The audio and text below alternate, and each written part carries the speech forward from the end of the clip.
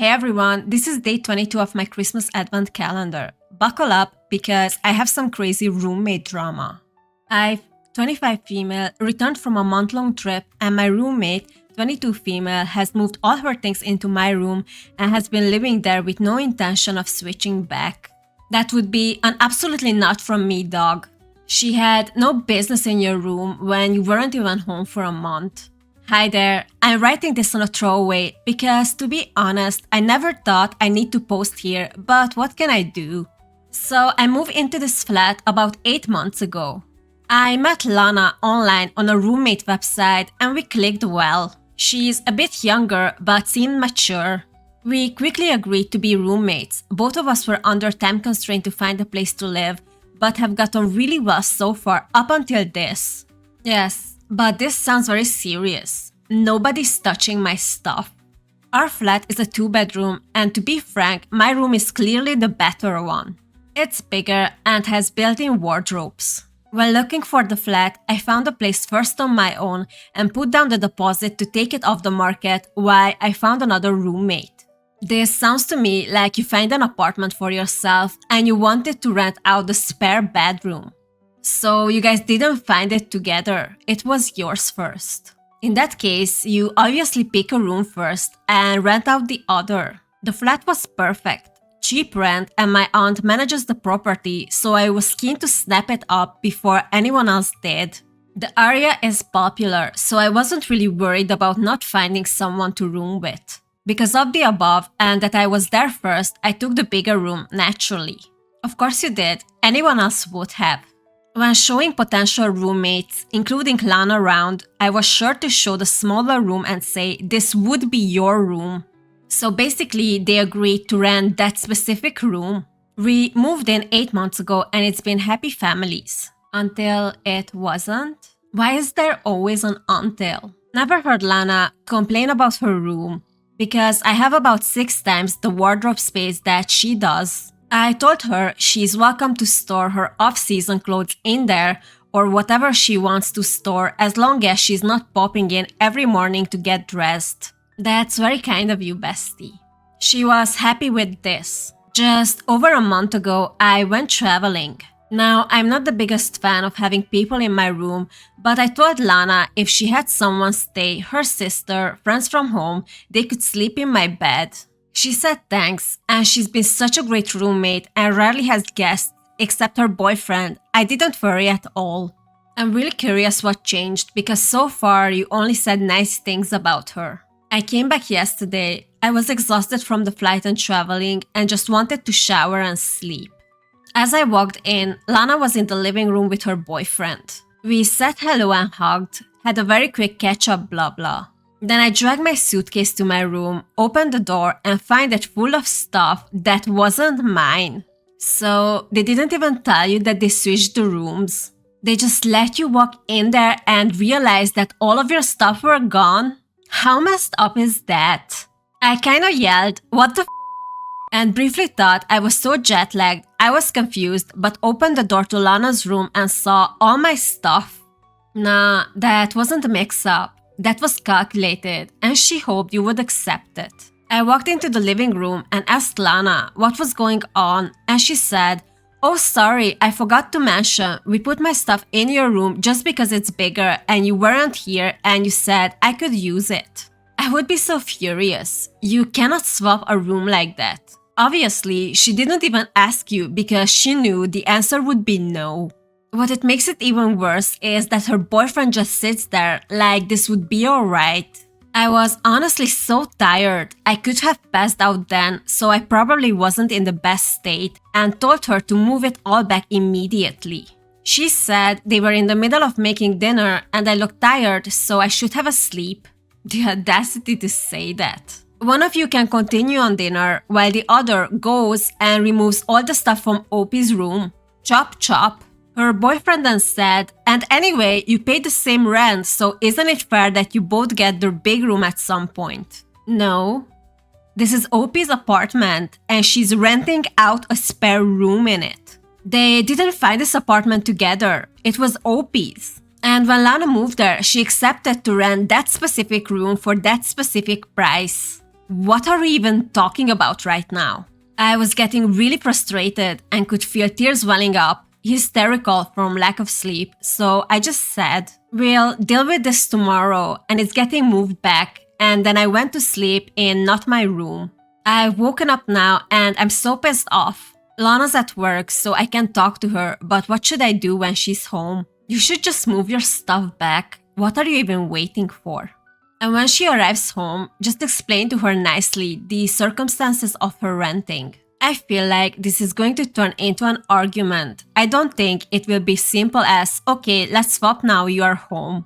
Then, unfortunately, she has to leave. She rented a specific room from you. She cannot just change her mind and occupy yours while you're away from home. Worst case scenario, you have to involve your aunt since she manages the property. Edit. I've taken the advice of most people on this thread and moved my stuff back. As you should, bestie. It's taken hours and I'm knackered, but I think if I left it another night, it would be a real problem.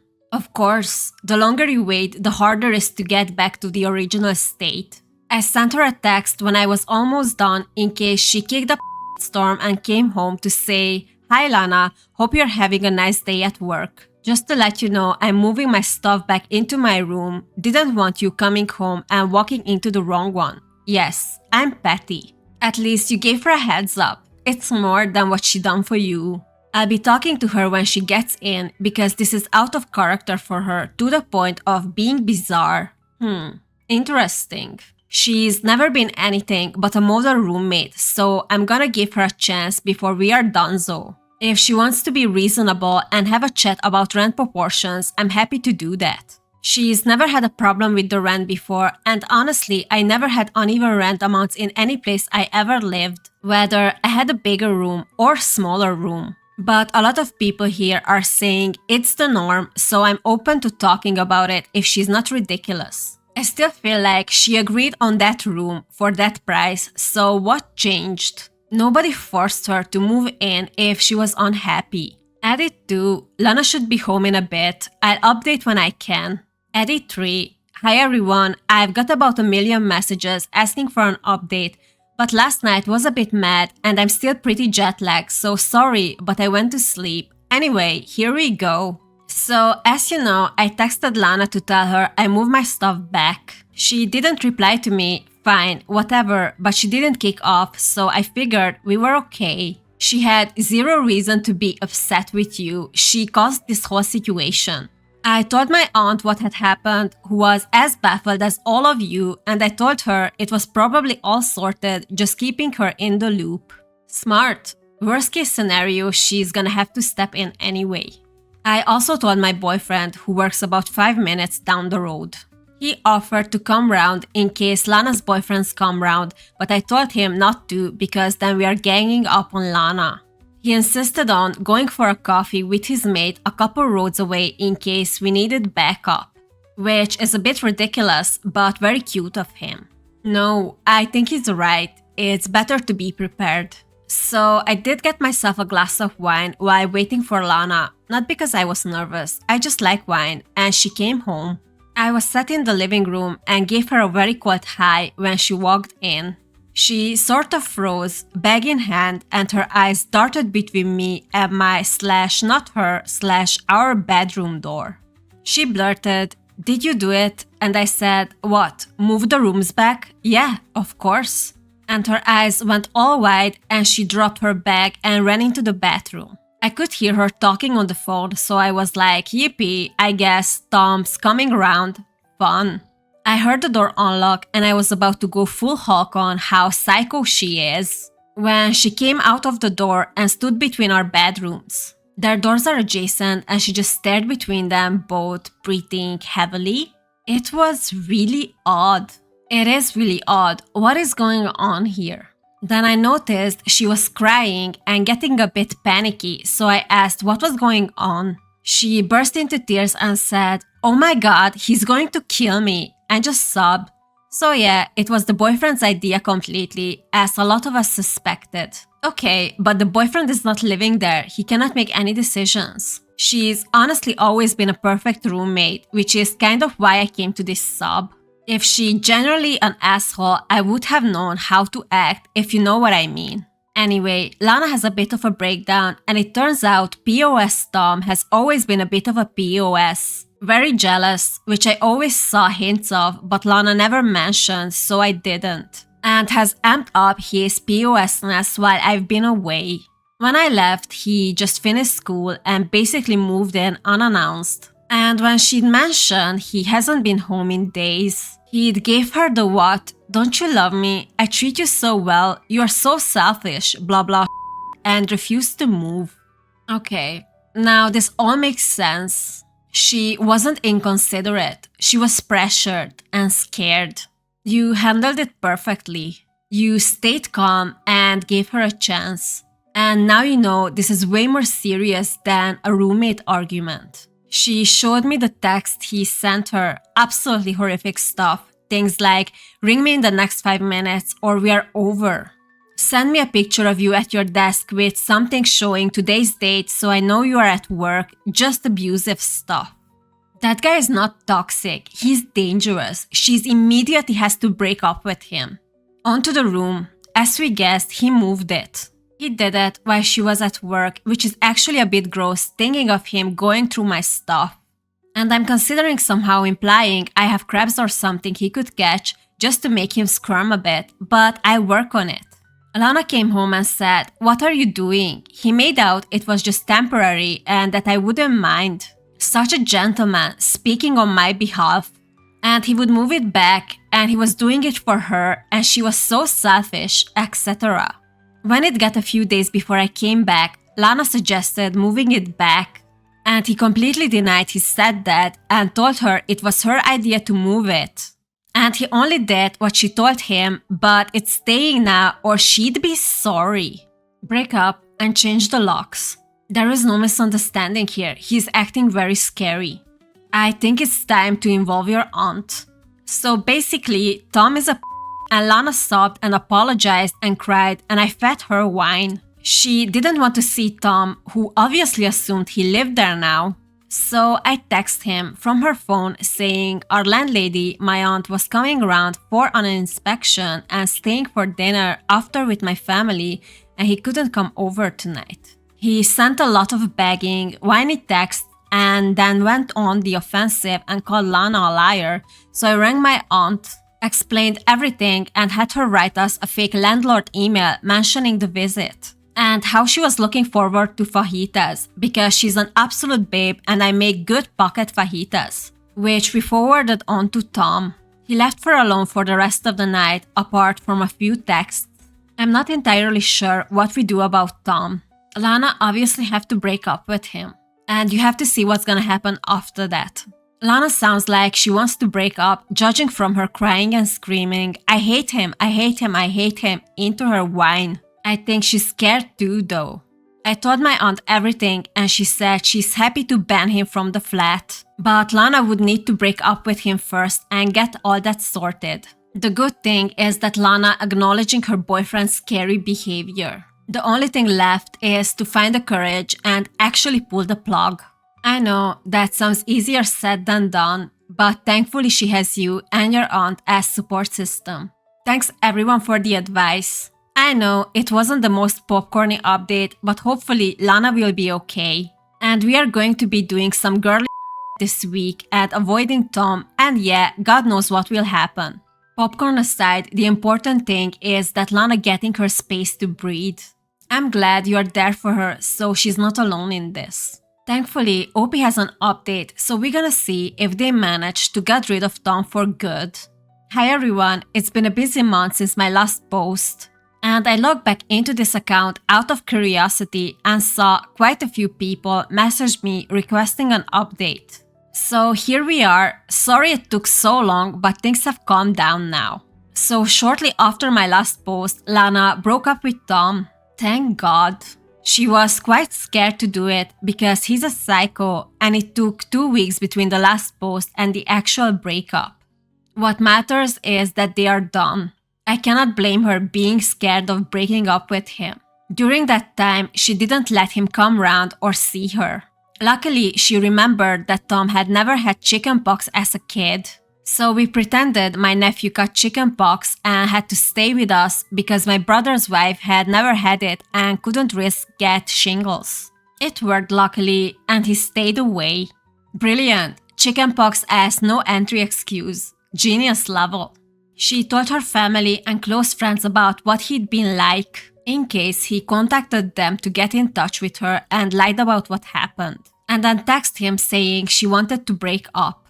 Well, he blew the up. We didn't expect a calm response. Called her every name under the sun, switched back to apologizing and saying she was the love of his life, then said she'd never find someone like him. I think that's the point. Then he would die without her. Then he wanted to kill her. Then they were soulmates. It was insane. Restraining order.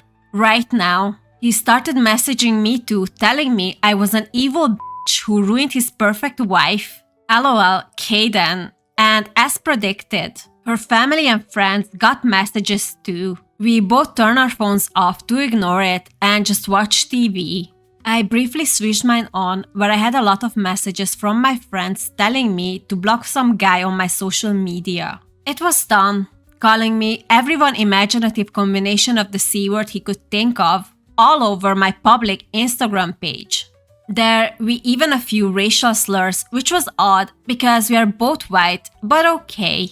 Lana had already blocked him on everything, but silly me forgot to make my Insta private. How embarrassing and pathetic can he be? The next day he rang Lana's office. She was so embarrassed. It was awful. To tell her he was driving down to our flat. Absolutely not. Someone called the police. She rang me and I rang my aunt, who you remember manages the property, who told us it was time to call the police. We filed a report about Tom and they said to update us on the situation. In the UK, you need to go to court to actually get a restraining order. So we haven't as such, but the evidence is all there and documented if we need to go that far. Tom definitely crossed major lines and now everything is documented. It's good in case Lana needed to go further. The police rang Tom at our request, told him they seen the messages and to turn his car around because if he turned up at our door, he'd be arrested. Police officers here are amazing, can I just say. Tom managed to shit himself hard enough to not show up after that. That's the first smart thing he done since I know him. So we were fine for a week, then the post came. Tom started sending letters, threats, and soppy I love you flowers. Then a pizza that we had to pay for. We were actually hungry, so we ate it. He signed us up to magazine subscriptions. It was bizarre. We went to the police again. They filed everything, but Lana didn't want to go to court. I don't blame her. She was incredibly stressed by the whole thing. It's very good that you guys keep the police updated. Even if Lana isn't ready for court, she definitely has a stalker. But the pizza was pretty useful at the right moment. So 2 weeks ago, I took my aunt and mother out to dinner. I told them both about the situation and my goddess of an aunt had an idea. She manages about 30 properties, not just the one we live at, as had a few that were unoccupied now with school finishing. She told me she would show us around all the 2 bedrooms she had, and we could live in any of them for the same rent we pay now, and just transfer over our deposits/fees as long as there were no damages to deduct. And we have do a deep clean to get it ready for the next tenant. We find one within 5-minute drive that is just as lovely and to anyone concerned about the previous rent dispute has equally sized bedrooms. Wow, that's incredible. Your aunt really came through big time, turning a nightmare situation into an upgrade. So we moved, which is why the last 2 weeks have been manic, but we are settled in now. Tom has been informed that we moved because the stuff he said since has been returned. Lana and I are completely no contact with him, and anyone who visits us is sure not to pass on our address to Tom. Also, I apologized to Lana about the issue with paying the same amounts of rent. She said she had never had a problem with it, and said that's how she had always done it through uni and with other roommates. She refused to take any money from me, but I decided I will be funding the weekly flat wine sessions for the future. Wow, this whole saga is insane. But Lana is lucky to having you watching her back. And honestly, the flat wine session sounds well deserved after all the stress. I hope you guys enjoyed today's story. If you did, please subscribe and see you tomorrow.